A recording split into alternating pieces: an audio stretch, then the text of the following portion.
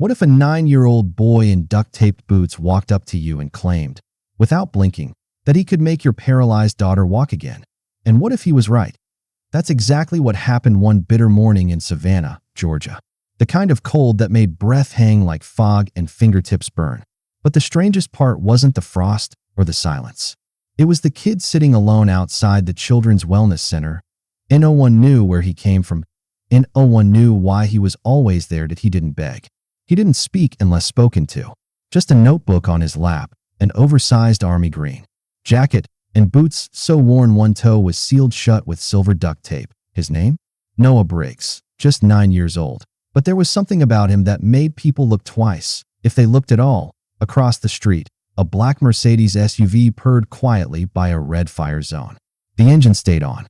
The driver didn't move. Inside sat Daniel Moore, late 40s, crisp shirt wrinkled, necktie undone.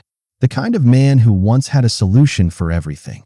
Until life handed him something he couldn't fix. In the back seat, wrapped in a pink blanket, was Lila Moore. 6 years old, big eyes, brown curls, and legs that no longer moved. The accident had stolen more than her ability to walk. It had stolen her laughter, her light.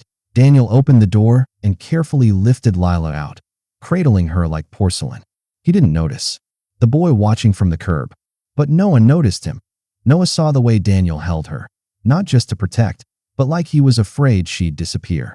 He saw the fear in Lila's eyes, and then Noah stood, just one quiet step forward, one hand gripping a frayed notebook, and then 5 words, "I can help her walk." Daniel froze, not because it sounded absurd, though it did, but because of how the boy said it. Calm, certain, like it wasn't a guess or a pitch, like it was true. "What did you just say?" Noah didn't flinch. "I said I can help her walk again."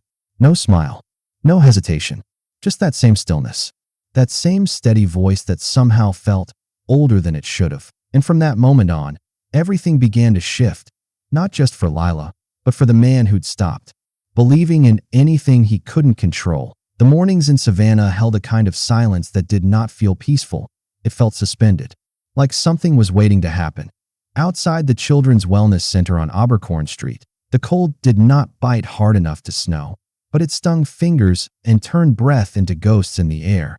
Nurses shuffled through the glass doors, gripping paper coffee cups with trembling fingers. Parents stared at floor tiles more than faces. Inside, the walls were gray. The voices were lower than usual. Hope was not loud here. It was quiet and rare, but just outside the hospital's front entrance, sitting alone near the revolving doors, was a boy. He was always there on Saturdays. Never inside, Noah Briggs. 9 years old. Face still too soft to hide behind, but eyes that watched everything like he had seen too much. His coat hung off his shoulders like it belonged to someone older. One boot was held together at the toe with a strip of duct tape, wrapped like a bandage. He sat cross-legged on a flattened cardboard box, sketching in a battered notebook with a broken pencil. Noah never asked anyone for help. He never held out his hand. He just was. A fixture of the entrance, as consistent as the automatic doors. Most assumed he had a parent inside. Maybe a sibling. Maybe he was waiting on someone. But after a few weeks, the staff stopped trying to move him along. That he never caused problems. He nodded when spoken to, smiled when appropriate. But mostly, he watched. Across the street, a dark, luxury SUV idled beside a red fire zone. Its windows were tinted, but the chrome trim gleamed like it had just left a showroom. The engine stayed on. The man inside did not blink much. Daniel Moore was not the kind of man who looked tired in the usual sense. His tie was expensive, but undone. His posture sharp, but fragile at the edges. This was not fatigue from meetings or flights. This was a man running out of reasons to keep trying. In the back seat, tucked beneath a pink blanket, sat his daughter, Lila Moore, 6 years old. She used to leap from the couch like a superhero, race her cousins in the backyard barefoot, climb trees without warning. Now, her legs did not move, not from the waist down, and she had not laughed in weeks. Daniel reached back, unbuckled her, and lifted her into his arms with a gentleness that looked painful, as if every movement reminded him of how fragile she had become. Her eyes stayed fixed on the clouds, not the building. She did not cry. She just existed. They stepped onto the sidewalk. The wind brushed past them like a whisper. And that was when Noah looked up. That he did not blink. He did not frown. He just noticed the way Daniel clutched her. Not like she was heavy, but like she might disappear. He noticed the way Lila refused to look at the entrance. Something shifted in his posture. Noah closed his notebook slowly. He stood. It was not dramatic. He just stood, like he had been waiting for this specific moment. Like he had seen it before. He stepped forward, one foot after the other, his duct-taped boots scraping gently against the sidewalk. Then he spoke. "Sir, I believe I can help your daughter walk." Daniel stopped, not because he understood what he had just heard, but because of how it had been said. No tension, no sales pitch, no desperation, just soft, still, steady, like a truth that had been waiting for the right ears. For the briefest second, Daniel met the boy's gaze, and something inside him wavered. Just slightly. He had heard 1,000 promises from specialists, surgeons, and therapists, but none of them had spoken like this. Noah stood in the cold, eyes clear, jacket too big, and notebook tucked under one arm like it held something sacred. And Daniel, a man who had forgotten how to believe in anything, could not stop thinking about that voice and what it might mean. Daniel stepped forward, the automatic doors parting with a low hiss. Lila stayed quiet in his arms, her small fingers curled gently against his chest. Her pink blanket had slipped a little, revealing the brace around her left leg. She hated it. She never said so, but Daniel could feel it in the way she flinched when nurses adjusted the straps. He adjusted his grip, turned toward the entrance, and then a voice reached him, low, soft, clear. "Sir, I believe I can help your daughter walk again." Daniel froze mid-step, not because of what was said, but how he turned sharply, narrowing his eyes, spotting the boy, the same one from the sidewalk. Same oversized coat, same cracked glasses dangling from his collar. "What did you just say?" Noah did not flinch. His face was calm, almost still. "I said I can help her walk again." There was no smile, no twitch of nerves, just quiet certainty. Daniel blinked, as if he needed to reset his ears. "That is not funny," he said tightly. "You think this is some kind of game?" "No, sir," Noah replied. "I do not play about this." Lila turned her head slowly to look. Her eyes met Noah's for half a second, then dropped to the ground. Daniel's jaw clenched. His gaze swept the boy's shoes, the torn boot, the duct tape, then the hospital entrance. He shook his head, scoffed once, and walked inside. Without another word, but something stuck. Inside the hospital, the usual routine unfolded. The elevator hummed. The same therapist greeted them with the same careful tone. The neurologist walked in with the same clipboard and the same unreadable expression. Words came like rain. Limited function, nerve delay, cautious optimism, long road, slow gains. Daniel nodded in all the right places, but nothing landed because the words that echoed in his head were not medical jargon. They were from a boy outside with no badge, no clipboard, no degree. "I believe I can help your daughter walk again." He kept hearing it replayed in the silence between questions. It lingered during Lila's therapy, when the machines beeped and her face stayed blank. That IT should have been ridiculous. A child, 9, maybe 10, claiming to do what a floor of specialists could not. But Daniel had seen the way the boy stood. The way he looked at Lila like he meant it. Not hope, not pity, not even desperation. Just a strange, quiet kind of belief. And belief had not lived in Daniel's house for a long time. That afternoon, as the sun slipped behind a bank of low clouds, Daniel carried Lila back out through the revolving doors. Noah was still there. Same box, same coat, same eyes, watching. And for reasons Daniel could not explain, his steps slowed. He should have kept walking. That he should have ignored him. Instead, he turned. "You again." His voice was tight, defensive. "Why would you say something like that?" Noah stood. "Because I meant it." "You do not know her," Daniel said, placing Lila gently into the car. "You do not know what she has been through, what we have been through." "I do not have to know her to want to help," Noah replied. Daniel stared. "You are what, 9? 10? You are a boy sitting outside a hospital in torn-up boots. What could you possibly know about helping someone like my daughter?" Noah looked down for a moment, fingers brushing the frayed edge of his notebook. "My mother used to help people walk again," he said. "She was a physical therapist. She taught me." She said the body remembers. even when it forgets for a while. Daniel did not answer. He did not know how to answer. He turned again, climbed into the SUV, and pulled away. But in the rearview mirror, Noah had not moved, still standing, still watching, still believing, and Daniel knew he would see him again, because something inside him had shifted, just slightly, just enough. Sunday morning came colder than usual.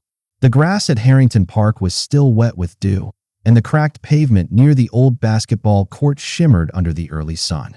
Daniel stood with his arms crossed, watching as Noah unpacked a worn-out backpack on a faded blue mat. There were no machines, no screens, just simple things: a cloth bag filled with rice, a small tub of cocoa butter, a tennis ball, and a folded towel. Noah looked up. "She ready?" Daniel hesitated, then nodded once. "She is." Lila sat in her wheelchair, wrapped in her usual pink blanket.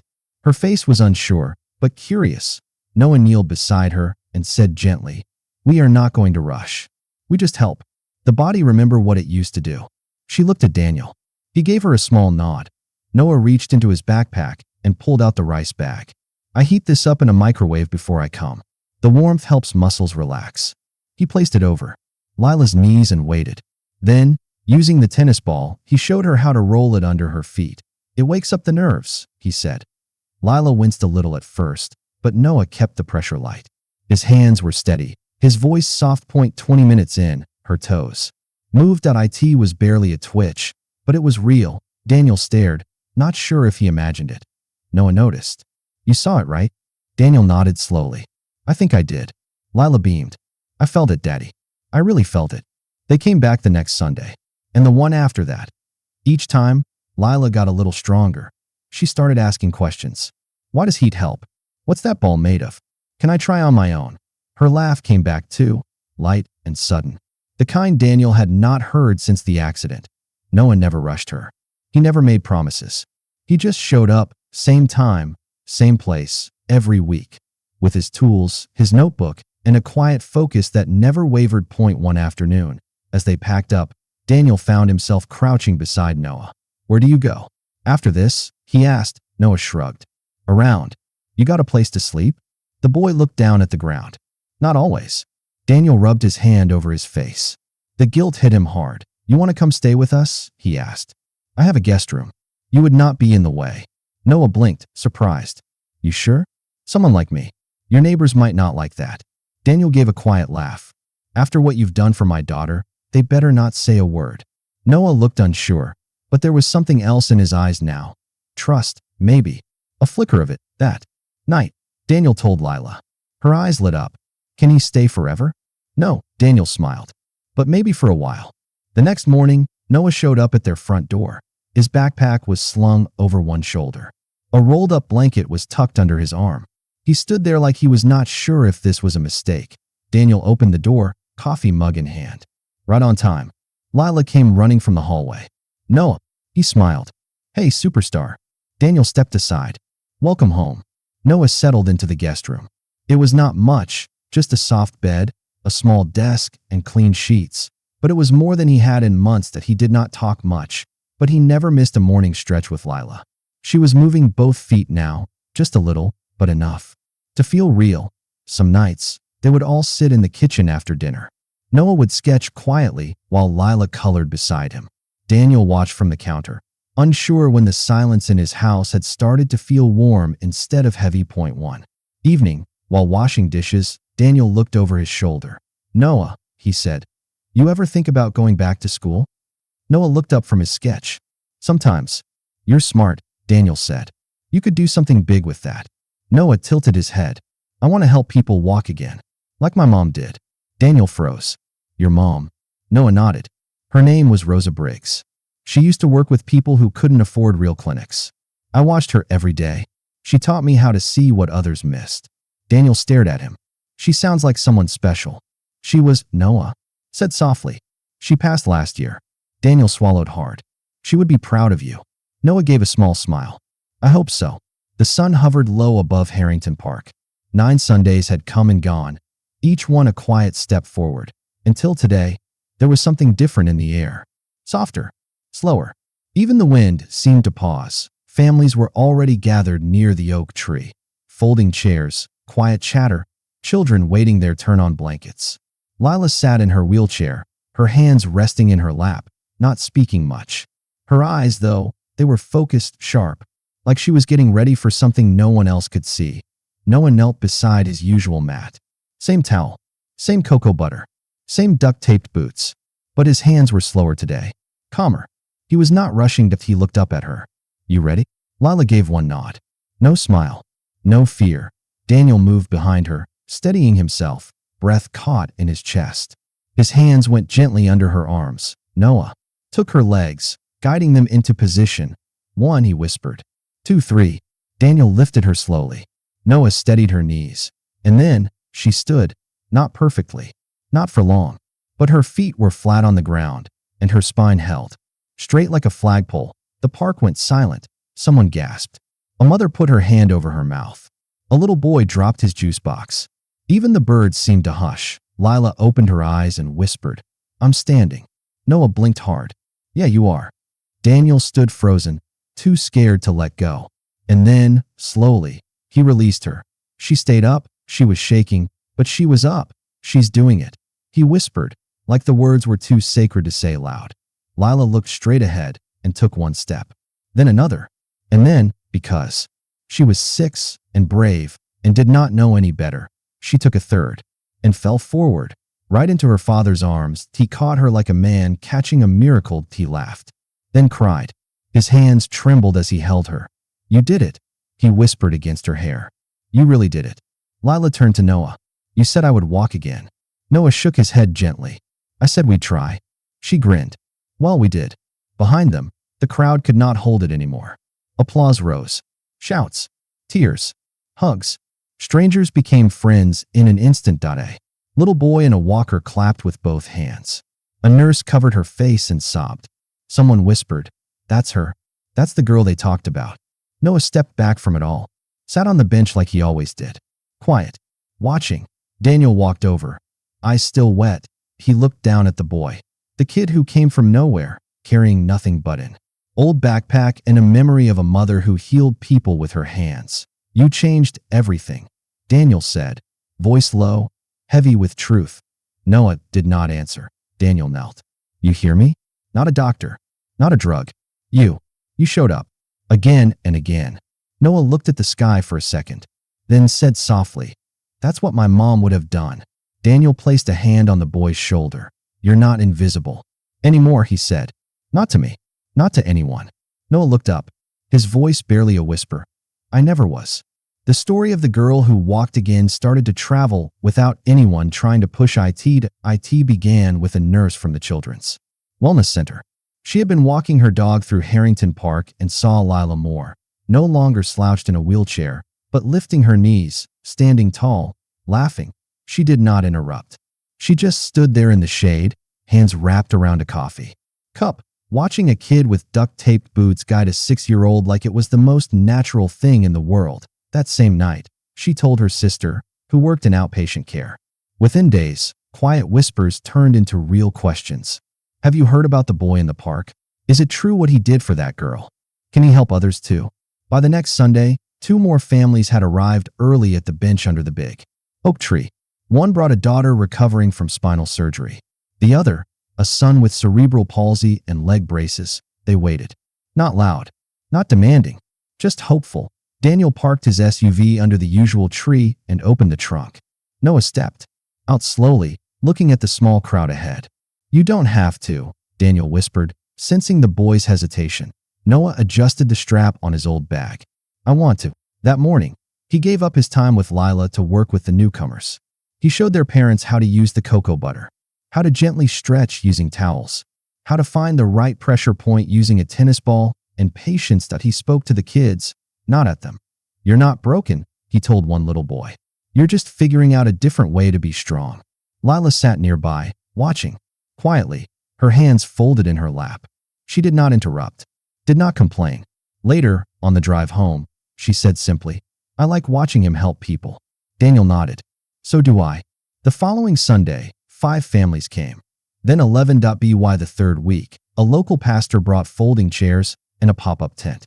A diner nearby started dropping off bagels and juice boxes.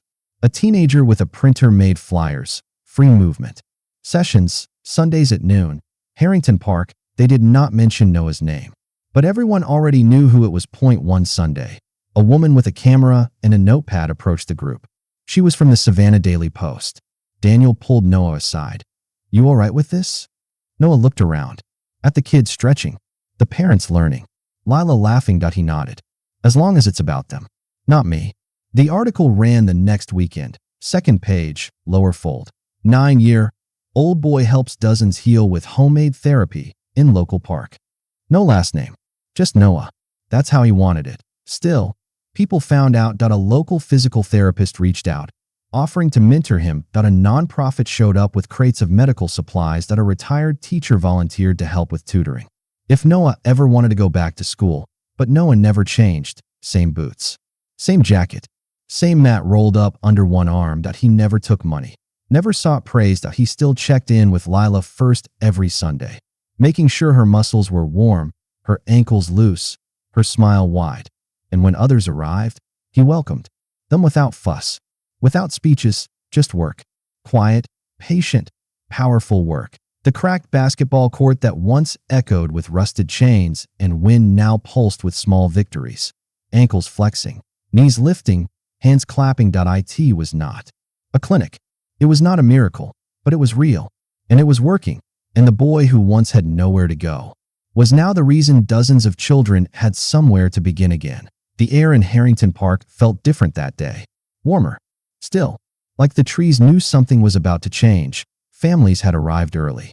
The mat was already laid out under the oak tree. Cocoa butter sat warming in the sun. Rice packs steamed gently in cloth wraps. Noah was quiet, even more than usual.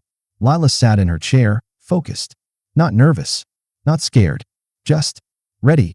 Daniel wheeled her to the center of the mat. Noah knelt down, steadying her legs with both hands. Daniel moved behind her, hands firm under her arms. "Same as always," Noah said softly. "We help you stand. You do the rest." Lila nodded, her jaw set. 1, 2, 3. Daniel lifted. Noah steadied, and Lila stood. Not for a second. Not with a wobble. She stood tall. Her legs trembled, but they held. She opened her eyes, blinked into the sun, and smiled. "I'm standing," she whispered. Noah blinked fast, then nodded. "Yeah, you are." Then, slowly, one foot, then the other. Lila took a step, and another. And then, with no warning, no fear, she took a third. Her knees buckled, and she stumbled forward, right into Daniel's arms. He caught her, shaking, laughing, crying all at once. His daughter had walked, fully, publicly, on her own. "You did it," he whispered into her hair. She pulled back and turned to Noah. "You said I would." He gave her a small grin.